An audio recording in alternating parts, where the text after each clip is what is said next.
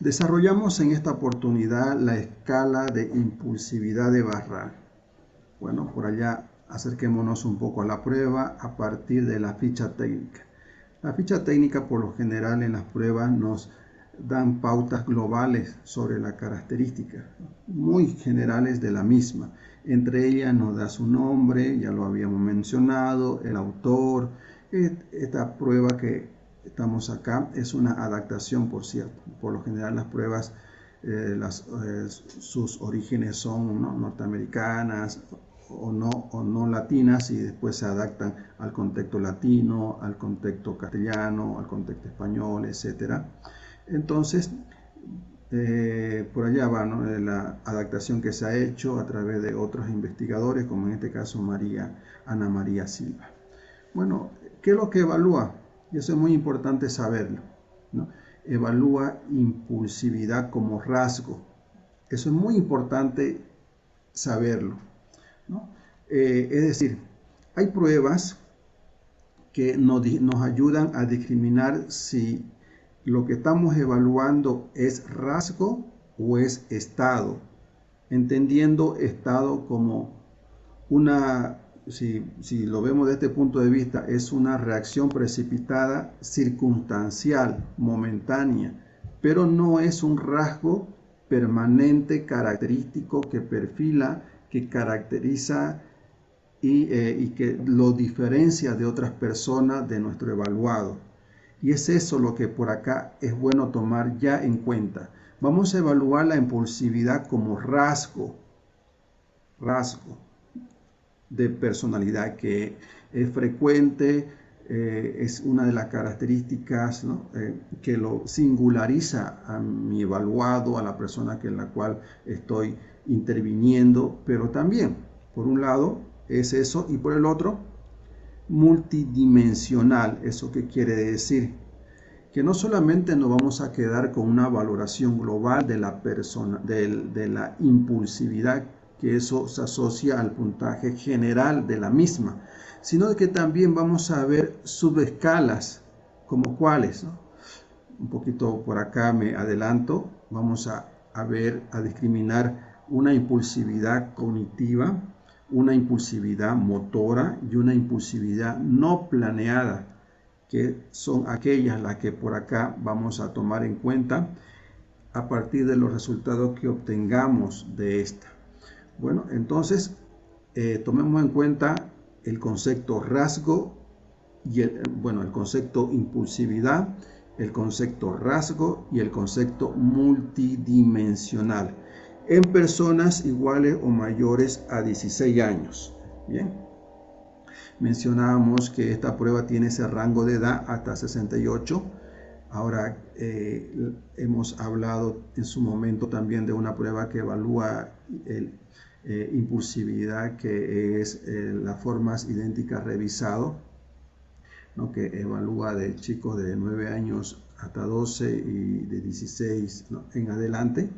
Entonces esta nos puede ayudar a validar si es que ya en algún momento utilizamos ambas pruebas, validaríamos el perfil de impulsividad de nuestro evaluado utilizando estos dos instrumentos. Una valida la otra.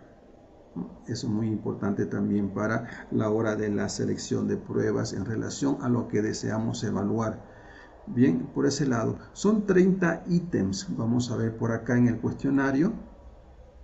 Estos ítems, por supuesto, están entreverados, pero cada uno de ellos agrupados, se agrupan de acuerdo al tipo de impulsividad que habíamos mencionado anteriormente.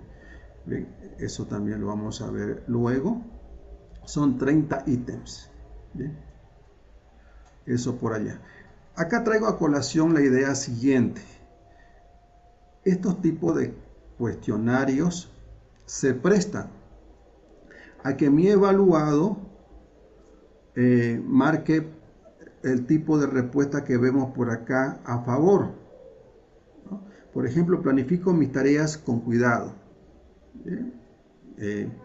Por acá estamos viendo, ¿no?, un tipo de impulsividad cognitiva. Pues Y si mi paciente pues no puede acá decir, bueno, yo siempre, ¿no? O casi siempre planifico mis tareas. Bien, excelente.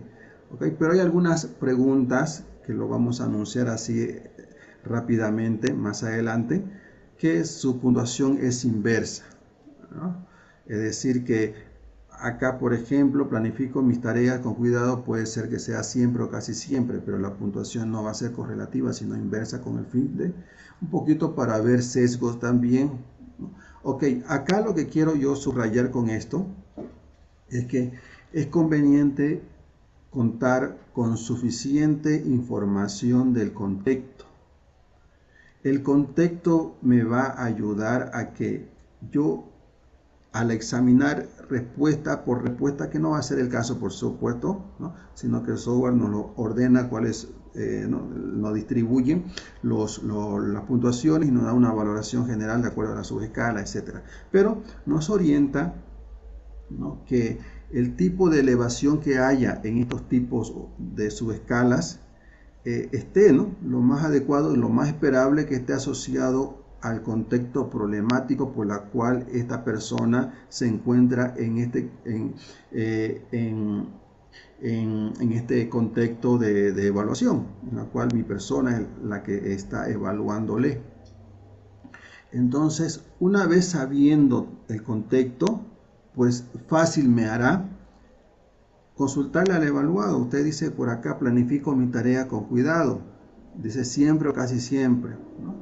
Pero mire, usted ha dejado, ¿no?, su curso inconcluso, el que estaba estudiando. ¿Se acuerda? Usted me había dicho en la entrevista que estaba haciendo un curso, pero por circunstancias particulares no hubo una buena planificación. Si utilizamos el concepto, ya usted está, ¿no?, validando también, y así sucesivamente.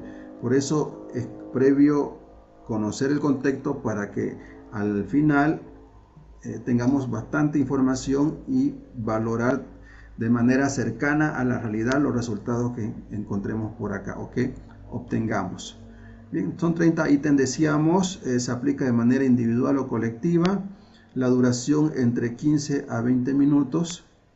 Por acá también el tiempo, quiero subrayar, tiene su interpretación, ¿no?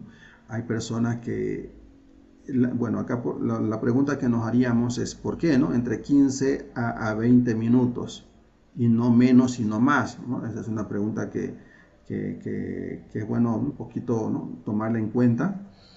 Es porque en ese lapso de tiempo entre 15 y 20 minutos es la media del tiempo que se ha invertido en el grupo de estudio, o que el grupo de estudio ha invertido, es decir, la mayoría de la gente que ha sido parte del estudio y en consecuencia se creó esta prueba, lo ha hecho en este intervalo de tiempo entre 15 y 20. Por tanto, es lo más esperable que mi paciente, entre comillas, ¿no?, si es adecuado, se ponga en relación a este tiempo. Ahora, puede ser menos o puede ser más. Eso ya lo vemos de acuerdo al contexto. Por lo general, un cuestionario realizado menos de los 15 minutos. Tampoco no seamos muy estrictos en esto. Por allá me podrían preguntar, pero licenciado, si es 14 minutos, si es 21 minutos, le daríamos la interpretación que usted nos está diciendo, como por ejemplo, antes de los 15 minutos, pues es precipitado, puede estar asociado también a un contexto de TDAH, a un contexto de impulsividad, etcétera, justo lo que estamos evaluando. O si nos vamos un poquito más allá de los 20 minutos, 21 o 25 o 30, puede estar asociado, ¿no?, a obsesividad, de dar su mejor respuesta. Por eso suele, ¿no?, estar reflexionando, analizando cada una de las preguntas, no quiere dar una respuesta errada, etcétera. Hay un mayor desgaste cognitivo al respecto, ¿no?, perfeccionista, obsesivo y otros. Bueno, eso es bueno verlo desde el punto de vista del contexto. Bueno, miren, algunas características generales, vamos allá. ¿Qué entiende nuestro autor sobre lo que pretende evaluar esta prueba? Lo que entiende es que es una predisposición. Ojo, ¿qué quiere decir predisposición? Hace un momento lo habíamos anunciado. Rasgo.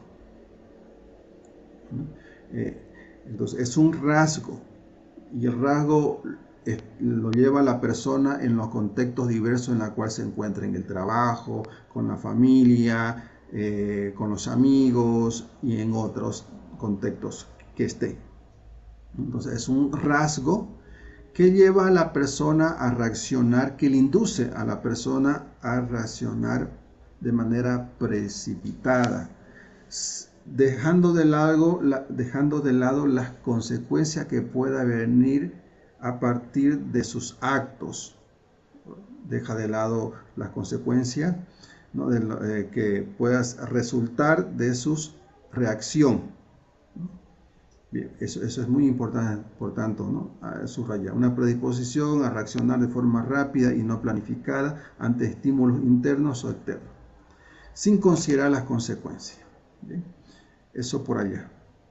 Esto es importante tomar en cuenta también si lo llevamos, ¿no?, a una comparación con el concepto agresividad, que lo vamos a evaluar o lo vamos a tomar en cuenta en la siguiente clase con el CAPI-A, en un contexto más juvenil, ¿no?, para adolescentes, etc. La agresividad tiene una intencionalidad de agredir, de discriminar, de hacer daño a otro. Hacer daño a otro. En cambio, si lo llevamos la impulsividad a un contexto, ¿no?, de TDAH, por ejemplo, una persona con TDAH que es diagnosticada con rasgos de impulsividad, no hay intencionalidad, por cierto, de hacerle daño al otro, sino más bien ellos suelen decir, pues, es una energía que está en mí y que se me va de mi control, pero no tengo ninguna intencionalidad de que que quiera entorpecer el diálogo con las personas que estoy conversando, que están conversando. No tengo ninguna intencionalidad de irme, sino que más bien es una forma de canalizar esta energía en estar en movimiento, o hablar de precipitadamente, o no considerar las consecuencias, pero no tengo intencionalidad de hacerle daño a otros. ¿Bueno? Pero cuando evaluamos agresividad, pues sí hay esa intencionalidad.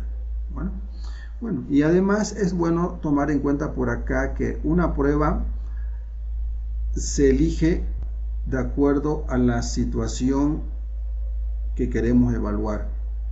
Entonces, esta prueba no es útil cuando previamente se nos viene a la mente la hipótesis: esta persona parece ser que su perfil es de impulsividad. Quiero evaluar, puede ser que su impulsividad sea cognitiva, ¿no? Y entonces, como cuenta con algunos rasgos que he observado a partir de mi previo conocimiento, de mi criterio clínico, de mi experiencia clínica, entonces quiero contrastar mi hipótesis y esta prueba me va a ayudar a ello.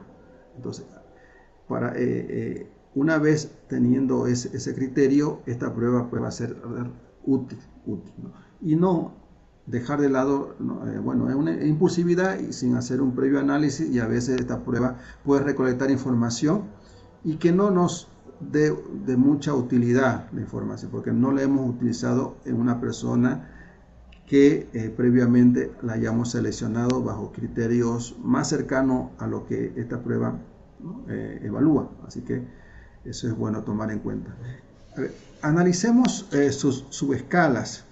Nuevamente subrayo la idea que el hecho de que se comprenda qué es lo que evalúa, cuál es la naturaleza de la prueba, cuáles son sus subescalas, esta nos orienta cuando obtengamos los resultados a darle una interpretación, ¿no? Por eso es importante la claridad de estos conceptos para más adelante apoyarnos en darle una interpretación cualitativa a los números, que por acá vamos a obtener números y a ello requiere interpretación cualitativa. Veamos las subescalas que se evalúa por acá. Una de ellas es la impulsividad cognitiva. Bien, vamos a hacer su definición y algunos ejemplos que nos ayudan a comprender la misma.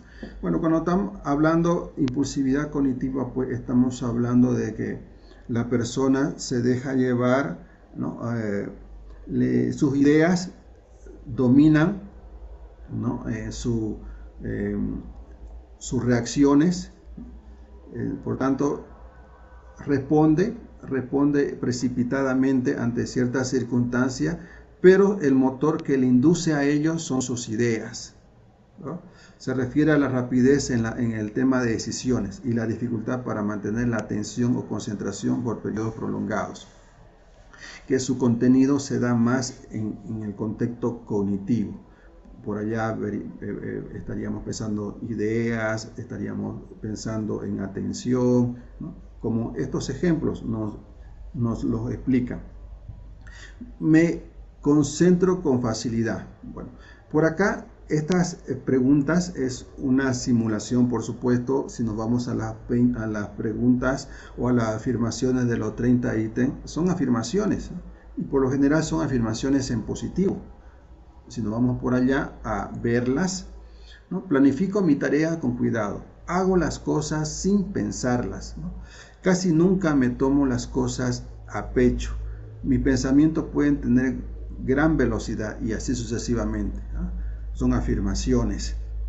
Entonces, una persona que tiene dificultades, ¿no? de impulsividad cognitiva, su eje que le induce a conductas precipitadas son ideas, ¿no? La dificultad de concentrarse. Acá, entre paréntesis, está expresado de que se puntúa de manera inversa. ¿Qué quiere decir eso? Bueno, a ver, si nos vamos acá al ejemplo, ¿no? Como vemos, cada respuesta tiene su propia valoración, un puntaje, ¿no? Correlativo de 0, 1, 3, 4. Bueno, bueno, y 3 también, ¿no? No hay 2. Eso también es muy interesante tomar en cuenta. Ahora, si en este caso dio siempre o casi siempre, en teoría, así como lo vemos acá, valdría un punto o valdría 4 puntos, ¿no? En términos teóricos, pero la valoración la vamos a hacer inversa, valdría 0. Bueno, valdría 0. Eso también es bueno tomar en cuenta. Bueno, el automático nos ayuda a hacer esa discriminación. Digo las cosas sin pensarlas. Tener pensamientos extraños o irrelevantes al pensar.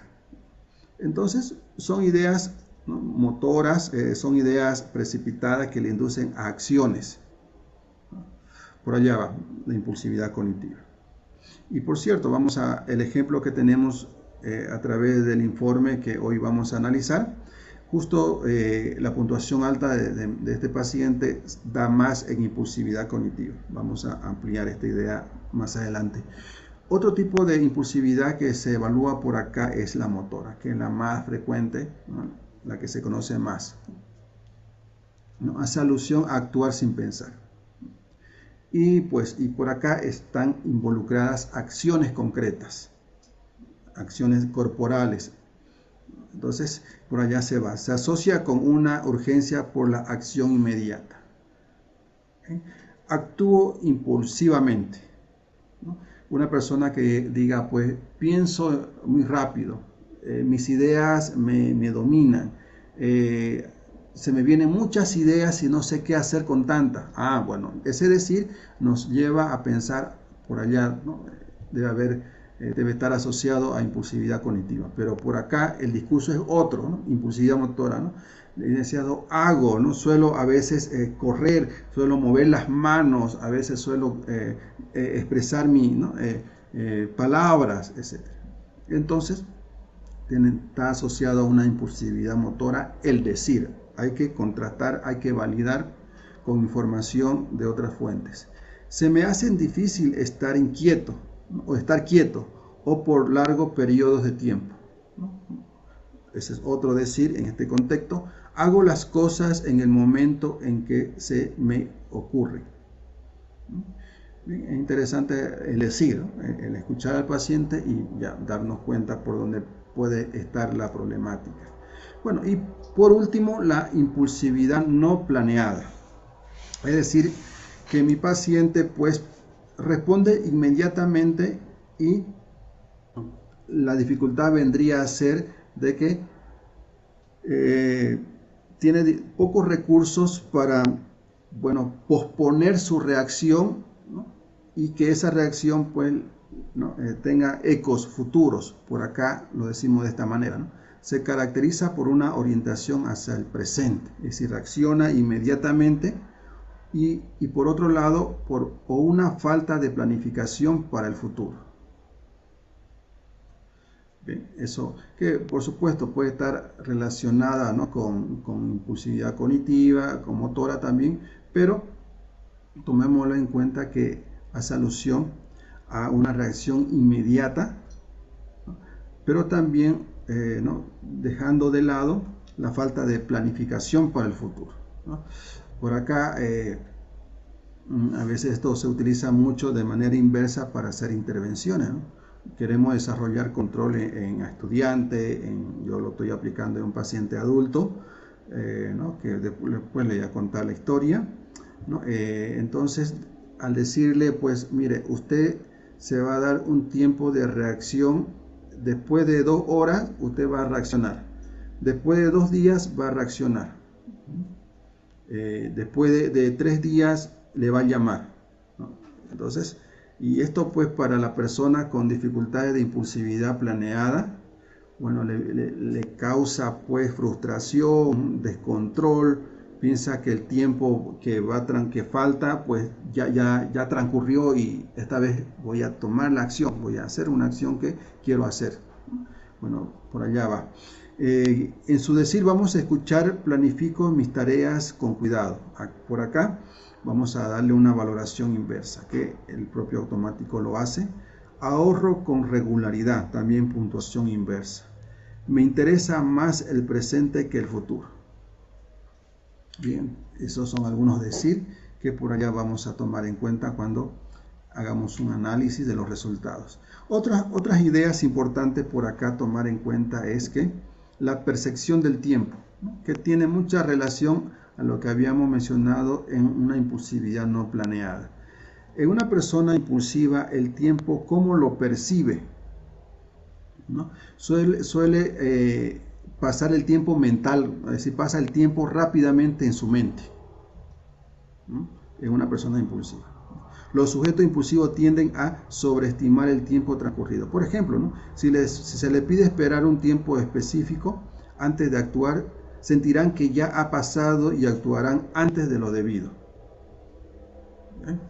Por acá le comento el caso que estoy abordando. Esta persona a través de otro paciente me contacta, nos reunimos y él me dice, mire licenciado, estamos distanciados con mi esposa, yo le gritoné, le alcé la mano, estoy muy apenado, es la primera vez que lo hago y ella está ya muy cansada porque yo le llamo constantemente. Hace rato yo le dije a ella que estoy de ida al psicólogo y seguramente me va a preguntar o yo le voy a llamar después de la sesión y ¿qué puedo hacer, ¿no? Entonces le aplico esto, le digo, mire, ¿de qué tiempo a qué tiempo usted le llama? Yo le llamo, mire, cada media hora, ¿no? Le voy a llamar después de la sesión, le voy a contar seguramente, ojo, ¿no? El decir, él me dice, licenciado, seguramente mi esposa va a querer saber lo que yo he hablado con usted, ¿no? Él se ha inventado, ¿no? Posiblemente quiera saber, entonces por eso le llamaré. Le digo, muy bien, llámele, ¿no? Llámele, pero la tarea que yo le voy a dar es que después de 2 días le va a volver a llamar. Y él me pregunta, ¿no? Licenciado, ¿y cuánto va a durar la sesión? ¿No? Eso es interesante porque es un juego, yo lo tomo así, ellos me dan la pelota y le digo, pues bueno, la sesión para decirle cuántas sesiones son adecuadas de acuerdo a la circunstancia, todo depende de la contraparte, es decir, de usted. En la medida de que usted colabore en las actividades que se le va a pedir por acá a realizar, eso va a reducir el tiempo de las sesiones. En la medida de que no haya colaboración, las sesiones pues se prolongarán y además pues habrá inversión económica por las sesiones, ¿no?, que vienen a futuro. Ah, no, yo lo voy a hacer, dice él. Okay. Entonces, pero mire, yo le digo a él, ¿cuándo va a empezar? Porque no todo lo tiene que gestionar el paciente. ¿Cuándo va a empezar? Él me dice, voy a empezar mañana, porque hoy en la noche le voy a hablar. Muy bien. ¿A qué hora el día de mañana va a empezar? Voy a empezar a mediodía. Muy bien. Si va a empezar a mediodía, que usted lo va a decidir, contemos 2 días. Mañana mediodía, pasado el mediodía, ¿no? Al siguiente sería día y medio. Entonces sumamos 2 días completos. Pasando los 2 días que comprende, le llama. ¿Okay? Y después cuando le llame, ¿qué hago? ¿Le sigo llamando? No. Nos volvemos a empezar otros 2 días. Así, ¿no? Y ver la reacción de parte de ellos, que ese tiempo que en teoría por el momento no ha transcurrido para ellos es, ¿no?, bastante amplio, y ya entran en frustración, etc. Bueno, por allá va. Entonces la percepción del tiempo, ¿no? Es interesante tomar en cuenta ese aspecto. Por otro lado, como en los pacientes con impulsividad, ¿no?, hay una activación espontánea, tanto fisiológica, psicológica, a reaccionar. Por esa razón, esto es lo que estoy por acá subrayando, hace alusión a la predisposición, hace alusión al rasgo. Es una predisposición, diríamos, espontánea, es su rasgo, ¿no?, que lo particulariza de responder, ¿no? Se sugiere que los sujetos orientados a la acción poseen un reloj interno, ¿no?, que funciona más rápido, lo que facilita respuestas inmediatas, pero a menudo ineficientes. Y por último, eficacia psicomotora, es decir, en personas con rasgos de personalidad, sus actividades, sus tareas, ¿no?, le llevan a tareas, ¿no?, inconclusas, a índice alto de error, ¿no? Por allá va. Entonces, estas 3 características es bueno tomarla en cuenta a la hora de tomar la decisión, de elegir esta prueba, ¿no? Observamos primero el tiempo, ¿no? Como parece que mi paciente le lleva a una angustia, a un estrés, el pensar de que desde hoy que tiene que pasar un prolongado tiempo de respuesta o tiempo de espera, y después de ese tiempo tiene que reaccionar como él quisiera hacerlo, le lleva, ¿no?, a la tristeza, como que se le esté prohibiendo a lo que debe hacer, a lo que quiere hacer, el tiempo, ¿no? El tiempo. Por otro lado, hay una reacción biológica, fisiológica, psicológica a responder. Y por último, sus producciones, su rendimiento son pobres, altos índices de errores. Interesante tomar en cuenta estas 3 características. Bueno, y ya lo último, para entrar ya a la aplicación, corrección y el análisis del ejemplo que tenemos por acá, haciendo alusión, comparación con otras teorías, por ejemplo, Eysen, para él concibe la impulsividad como una característica de la personalidad, que ya lo habíamos mencionado hace un momento con Barrat, pero relacionado al estilo de extrovertido, ¿no?, y la búsqueda de novedad. Por allá concibe Eysen la impulsividad. Dickman, para él, suele pensar de que al tocar el tema de la impulsividad, discrimina entre una impulsividad útil, es decir, es bueno reaccionar ante circunstancias en la cual, bueno, estamos en riesgo la integridad, ¿no?, o hay que tomar decisiones inmediatamente para, ¿no?, lograr los objetivos que tengamos, etc. Muy bien, la impulsividad es necesaria para ciertas circunstancias. Pero también es bueno diferenciarla con la impulsividad problemática, que ya lo habíamos mencionado con Barrat. Y bueno, y de Barrat, los tres tipos de impulsividad que habíamos mencionado anteriormente, que son estas, ¿no? Impulsividad cognitiva, motora y no planeada.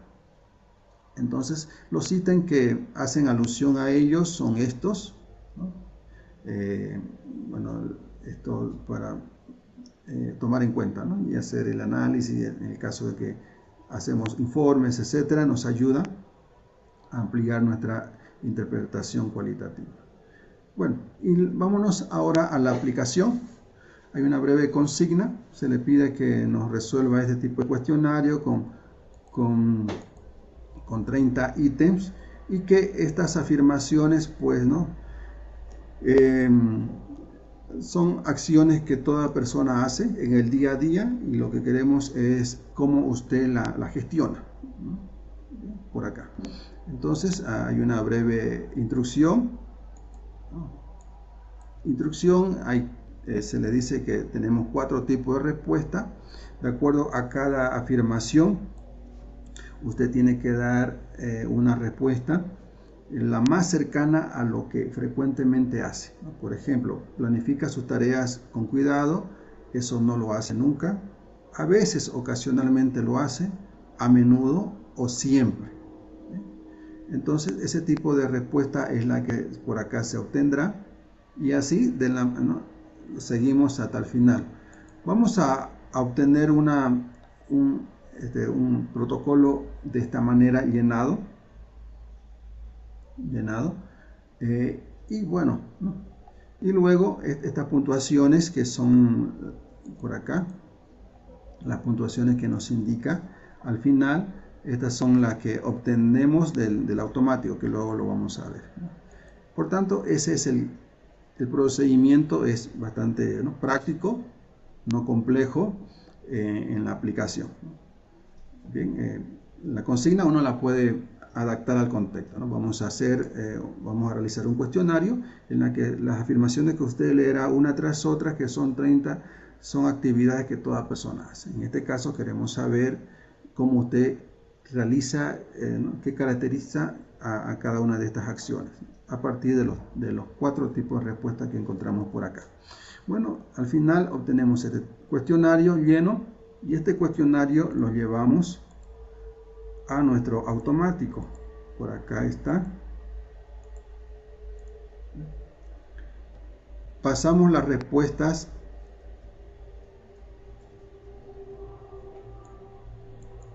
a este automático por aquí, ¿no?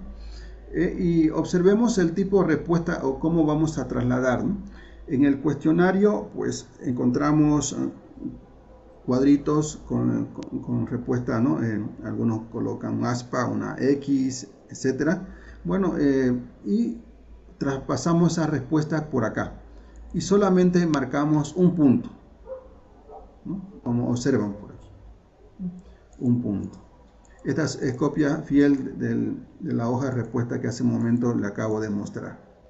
Son las respuestas obtenidas. Y nos vamos al lado derecho.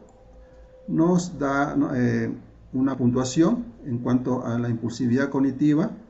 Nos da una puntuación de 12 y la escala superior nos dice que 12 se relaciona a una alta puntuación en impulsividad cognitiva. Al lado derecho obtuvo en impulsividad motora 9, eso hace alusión a una impulsividad media. Y por acá, en impulsividad no planeada, obtuvo una puntuación de 6, nos da una puntuación o una valoración cualitativa de media, entre 6 y 13, media. Y por último, una valoración general de la impulsividad, ¿no? Obtuvo una puntuación de 27 y 27 se enmarca en una impulsividad media de 16 a 32. Okay. Ahora,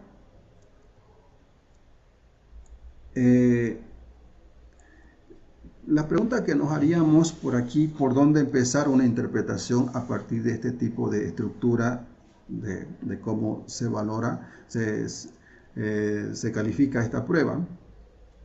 Toda prueba que nos da una valoración general y que tiene como apoyo subescalas, como en este caso, contamos con una valoración general total de la impulsividad. Básicamente la pregunta sería por acá: ¿su paciente es impulsivo? ¿No? Por aquí, de acuerdo a esta valoración, diríamos que hay una valoración o un resultado de una impulsividad media. ¿No? Es decir que, pues, ¿no? Hay, ¿no? ciertas conductas que le induce a la misma, pero se sobrelleva, ¿no? De acuerdo a sus capacidades que tiene, etcétera. Bueno, eso por allá. ¿Ok? Bueno, por un lado es eso. Vamos a verlo en un ejemplo luego. Bueno, definimos primero si hay impulsividad y luego explicamos o justificamos por qué la presencia de la misma. Y lo hacemos a través de las subescalas, como vemos por acá, ¿no? Hay un índice alto de impulsividad cognitiva, ¿no? Y eso lo tenemos que explicar en su momento, ¿no? Y por otro lado, puntuaciones bajas que están relacionadas más bien a conductas adecuadas, etcétera. Media, ¿no? Que se gestiona, no tiene un eco de problemático, no le induce a dificultades o a gestionar sus actividades, ¿no? sus acciones o le cause problemas, ¿no? En su contexto, etcétera. Entonces, por allá va. A ver, veamos el caso de Juan a partir de estos resultados. Estos son los resultados de Juan. Ok, veamos, vámonos a su informe que tenemos por aquí.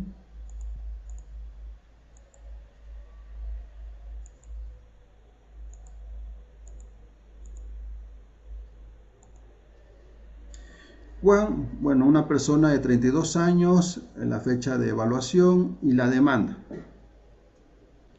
Él cuenta de que tiene dificultades en focalizar su atención en sus actividades que realiza, más bien se dispersa, hay olvido frecuente y una desorganización, ¿no? en el trabajo. Bueno, él solicita, ¿no? Solicita evaluación por, entre comillas, posible TDAH.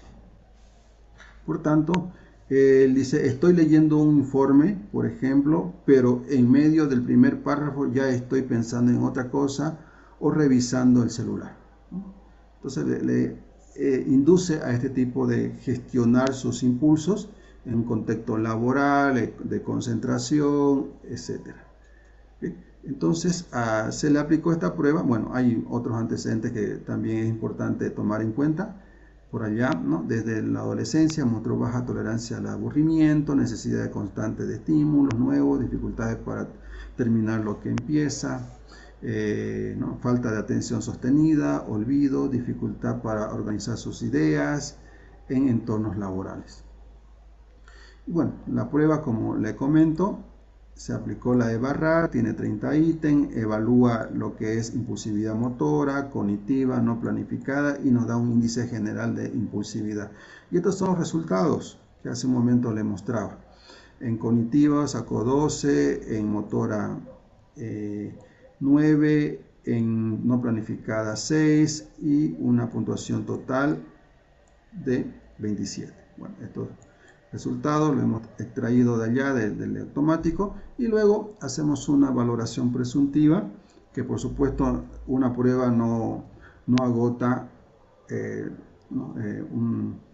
los resultados que obtengamos o que lleguemos a una valoración diagnóstica, no agota, sino tenemos que buscar, no tenemos que validar esta información con otra prueba.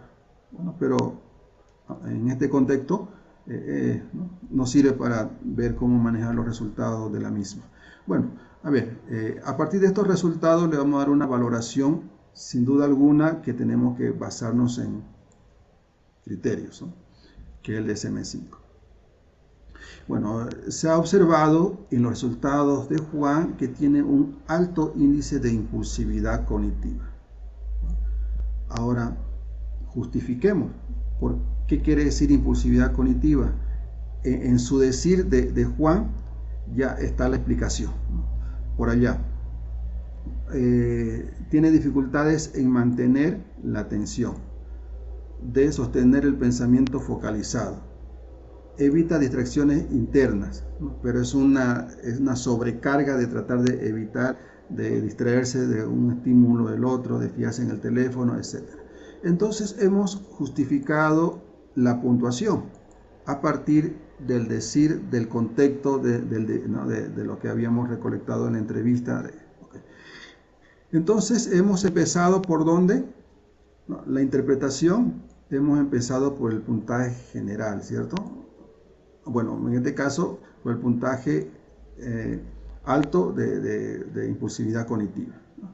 Y este resultado pues se asocia a los criterios del DSM-5 en cuanto al trastorno de déficit e hiperactividad en adultos.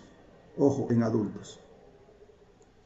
Haciendo una diferencia un TDAH con adultos con un TDAH con niños o con menores de edad, por lo general en adultos, que por acá por supuesto lo subrayo, le explico, ¿no? Está más expresado en la inatención. Vamos a obtener puntajes altos de inatención. Eso debido a que estamos evaluando una persona adulta y por ende en su transcurrido de vida pues ha tratado de sobrellevar su control de reaccionar precipitadamente, de manejar sus impulsos, sabiendo que eso le dificulta en el trabajo, en la pareja, ¿no? En donde se encuentre. Entonces, que más bien se focaliza en la problemática en dispersar su atención en adultos. Sin embargo, en menores de edad, su TDAH o las dificultades impulsivas viene a estar asociada a conductas, a la hiperactividad. ¿Okay? Ojo, nuevamente subrayo la idea, cuando estemos en un contexto de análisis en relación a un TDAH no es sinónimo de alto índice de movimiento, de hiperactividad, para nada. Un TDAH debe hacerse una lectura desde los resultados, ¿no? Son improductivos por lo general, ¿no? Son ineficaces, cometen muchos errores. ¿En qué contexto? En contextos laborales, en contextos académicos, en contextos, ¿no? Sociales, etc. Y eso le dificulta, ¿no? el gestionarse en esos contextos. Por allá va lo que estaríamos evaluando por acá.